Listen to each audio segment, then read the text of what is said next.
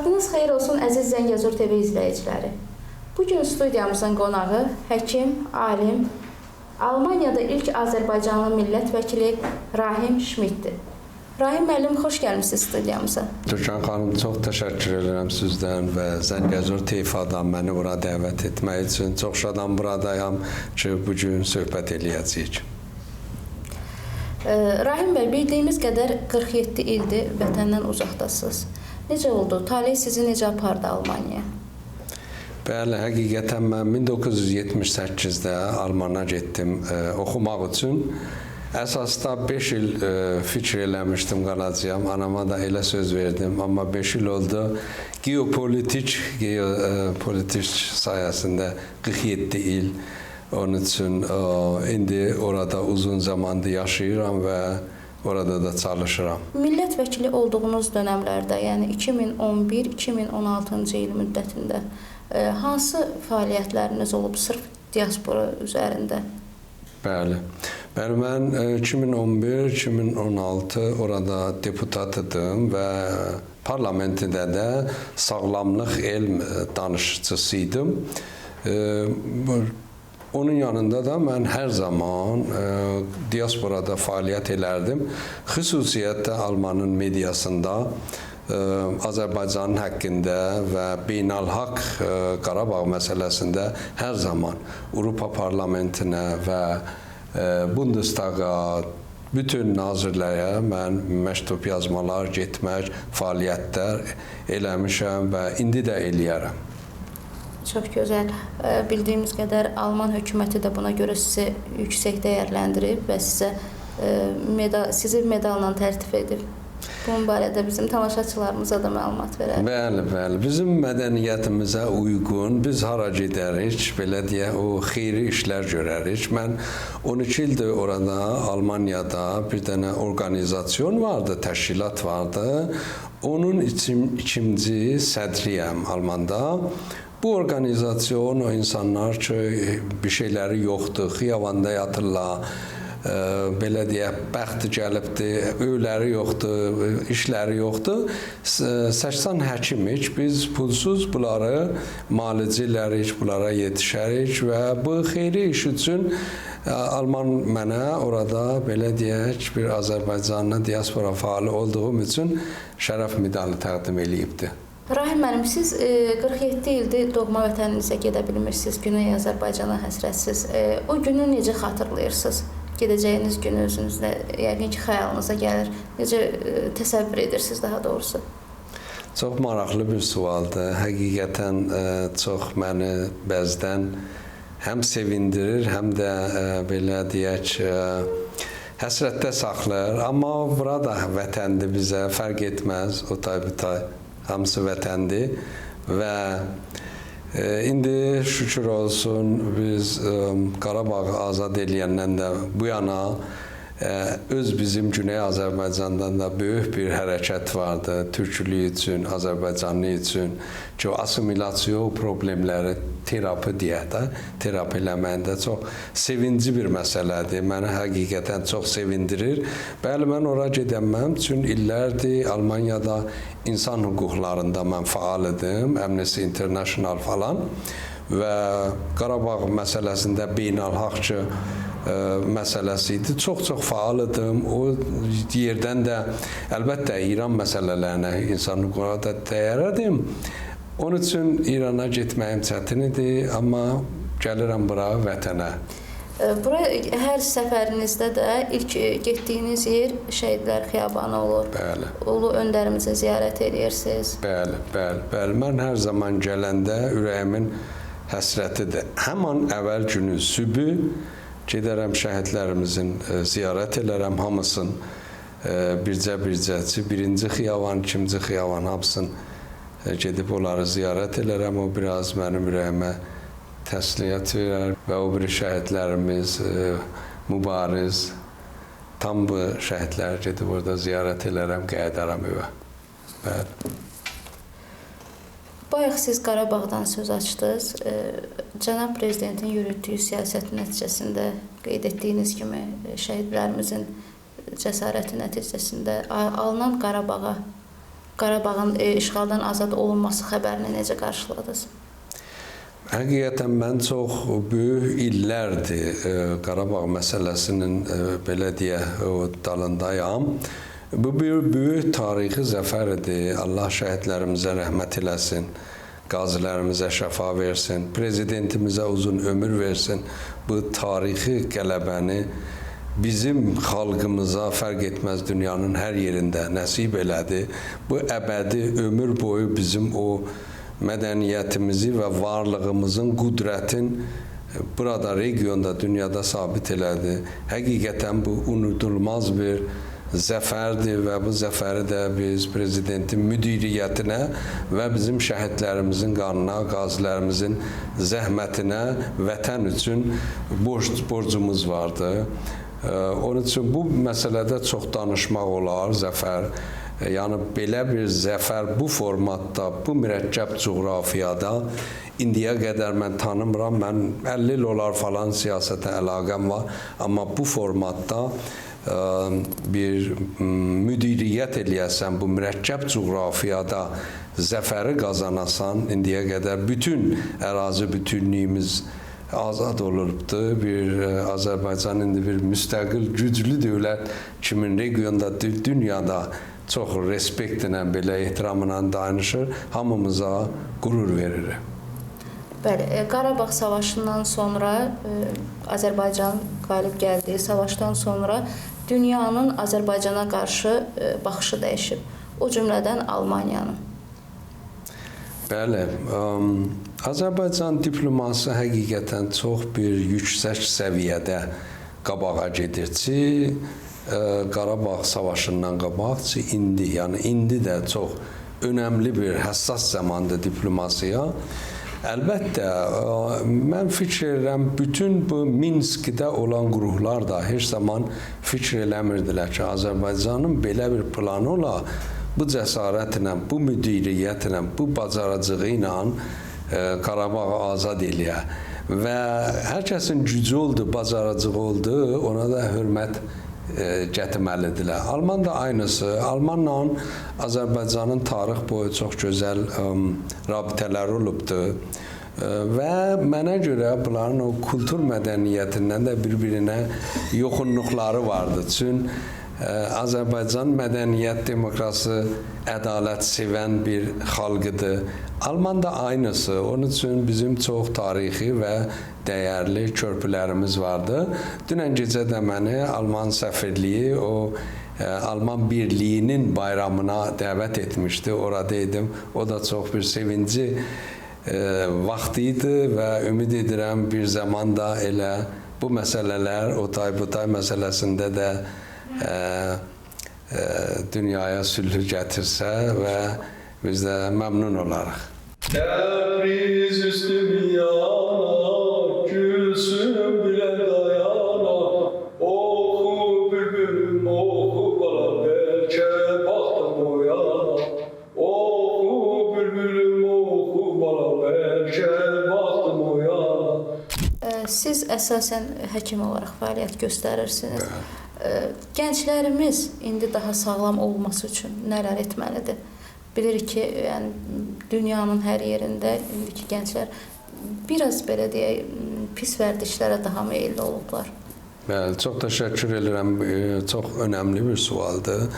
Gənclər əsasən, yəni bizim mədəniyyətdə ağsaqqallarımıza hörmət üçün olan böyük həyat təcrübəsi var. Bu bir sərvətdir bizə. Gənclər də bizim gələcək sərvətimizdir. Yəni ikisi bir-birinə işləməlidirlər. Buyurduğunuz kimi indi bu gənclərə çox bir həssas zamandır. Çünki bu internet məsələləri, yəni insan öz beynində özünə gələcək şəkili çəkənmir. Çünki dünyanın hər yerindən xəbərlər gəlir, falan gəlir. Bir iştiris zamanıdır. Ən önəmli məsələ gənclərə bizim o psixoloji sayəsindən sağlamlıqdır, idmandır. Onları içəridən elə qüdrətləndirməliyik ki, bunlar məsələn belə deyək, siqardır, alkoldur, bu cür şeylərə vaxtlarını sərf eləməyələr. bəlkə öz gələcəklərinə, öz güclərinə, öz qüdrətlərinə imanları ola, əmin olalar və bu mənim fikrimə çox bir önəmli məsələdir. Yəni bizim bir içəri xoşbəxtliyimiz var insanlarda, bir eşik. İnsanın içərisi öz mədəniyyəti ilə, öz dəyərləri ilə, öz əsərləri ilə dolu olsa, bu hər zaman, hər yerdə möhkəm dayanacaqdır.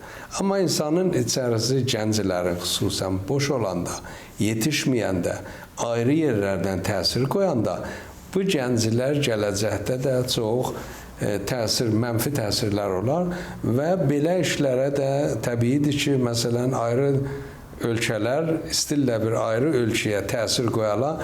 Bu cür gənclər ki, savadları yoxdur, içəri dərinləşləri qüdrətlidir, öz mədəniyyəti ilə təhlükə yarada bilər. Gənclərimizin daxili zənginliyi ümumiyyətlə nədən formalaşır? Bu irsidirmi, yoxsa müəyyən həyat şəraitindən formalaşır? Bir həkim olaraq. Bəli. Bəli, bu bir mürəkkəb, bu da çox gözəl bir sualdır. Bu bir mürəkkəb məsələdir. Ən gözəli ata-ana ilə, ailə ilə ürəkdən məhəbbətli körpü qurmaqdır. Məhəbbətin də əndazəsi ilə bizlər də bəzən çox verərik. Amma məhəbbət ata-ana ilə, famillə söhbətlər, gedib gəlmə, hörmət çox önəmli bir məsələdir. O biri tərəfdən xidadır, idmandır, musiqidir, təbiətdir, sağlamlıq və psixoloji sağlamlığıdır ki, bunların belə deyək, bu resurslarla içərisi dolu olar və özlərinə həkim olarlar. Yəni insan əvvəldə gərək özü-özünə həkim ola. Bilə canı nə cür işləyir, psixologisi nə cür işləyir, niyə insanın bir yaxın sığınaq rabitəsi ola təbiətinə. Biz bir təbiəti sevən xalqıq. Mahnılarımıza baxsınız, qulaq verirsiniz, əsən yerlər, axan sular, qızılgül, tamam bizim mahnılarımız bu təbiətdən rişə tutur və təbiətdən indi baxırıq, görürük, yaşıl enerjiya gəlir dünya. Yəni bizim o mədəniyyətimizin beşici ki, təbiətdir, biz oradan da gələcəyin enerjisini hazırlaya bilərik. Belə deyək, məsələ odur həyatda, o adam öz dərnəkləri ilə gələcəyi yarada və bizə Allah tərəfindən də bu sayədə çox böyük sərvətlər verilib. O cümlədən bizim məhəbbətimiz, bayramımız təbiətə və təbiətin o sərvətlərinə yeldir, sudur, qızılgüldür, meyvələrimizdir. 9 dünyanın ekoloji regionu bizim Azərbaycanda vardır. Çox nadir bir məsələdir ki, dünyada bu bala ölkədə 11-dən 9-u, bunlar hamısı sərvətdir. Bunları bilmək və onlara ərziş vermək çox önəmli bir məsələdir. Valideynlərlə bağlardan danışdınız. Lakin indiki uşaqlara biz nəzər saldıqda görürük ki, onlar valideynlərlə bağlardan çox telefona meylli olurlar. Belə deyək, oyunlarla oynayıb, valideynlə vaxt keçirməkdən çox sosial mediada, telefonla vaxt keçirirlər. Bəli, bəli. Bu bəladan necə qurtulaq biz? Bəli. Bu çox bir önəmli sualdır və önəmli məsələdir. Yəni bu gələcək insanların o torpaqda sərnöviştinin belə deyək də vaxtının amillərindən biridir. Bunu bir dənə milli strateji lazımdır. Yəni bu ata-ana əlindən gəlməz. Mən ön taksidə gedirəm, mən danışıram insanlarla, bunlar necə söhbət. Taksiçi mənə deyir, ay kişi, mənim bir oğlum var, 6 yaşı var, deyir, mən çörək yeyəndə mobayla baxmasam yeməyəcəyəm. Təhlükəyə baxın, həyatda falan da. Bu böyük təhlükədir. Yəni mən restoranda baxıram, ata-ana çörəyin yer, uşaq oturub bu şeyinəzəm, mən həqiqət o çörək yeyəndə mənə yapışmır da. Çünki bu uşağa ən böyük zülmüdür. Ən böyük zülm uşağa, uşaq indi məhəbbət istəyir, üz-üzü istəyir, söhbət istəyir, qaçmaq, oynamaq, zığda paltarın baylamaq. Bu atılmaq, düşmə, təbiəti iyləmə, baharı, payızı, suyu, yeri, gözü, hamısı baxım bununlandır. Demək, Bu bir dənə dünya qəribə bir strateji kapitalizmusdur ki, bir yandan sərvət gətirir. Məsələn, sünni intellekt. Bu özü də bir gələcək məsələ, sualı. Hansı gələcəyə biz yola düşmüşük? Bu ayrı bir məsələdir. Mənfəətləri çox-çoxdur. Amma hünər də odur və bu da milli bir vəzifədir ki, baxasan əndazəsi ilə uşağa hansı sinnidən, nə qədər bunları bir həqiqətən strateji lazımdır. Ata-ana üçün, məktəb üçün, ictimai üçün, iş üçün. Yəni bunları strateji lazımdır. Necə bizim prezidentimiz müdiriyyət etdi, o mürəkkəb coğrafiyada Qarabağ qutuldu, azad olundu. Belə də bir müdiriyyət istəyir ictimada bizim gənclərimizə ki, həqiqətən beyinlərin beyni işlətməyə gərək insan öyrənə. Biz bunu gərək gənclərə öyrədək. Bax, mən maşını sürürəm də, öyrənəm də gərək. Beyni işlətməyə də gərək öyrənək uşaq. Beyni nə cür işlədəcəyəm? Harada fasilə qoyacaq, harada pauza qoyacaq, harada meditasyon eləyək, harada gedəcəyəm təbiətə tək-tənha, fəqət ağacların, yarpaqların gözəlliyinə mən kef eləyəm. Bunları zadı hamısı öyrətmə lazımdır. Mənə görə böyük bir milli strateji lazımdır. Aydındır.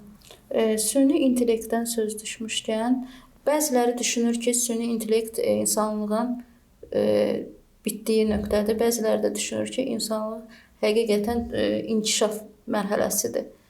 Sizin fikriniz necədir? Bu texnoloji olanda əsasən necə adam əlac içəndə həm mənfəəti var, həm zərərli. Hər bir şeyin əndazəsi var da. Biz yemək düzəldəndə duz vurmasaq yemək olmur da. Çox duz vursaq atacağıq gedə. Qan təzyiqi elə. Çox olanda başımız ağrıyır, az olanda yuxudan duramırıq.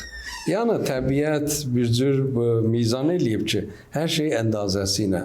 Süni intellekt də aynısı. Süni intellektin çox-çox mənfəətləri olacaqdır.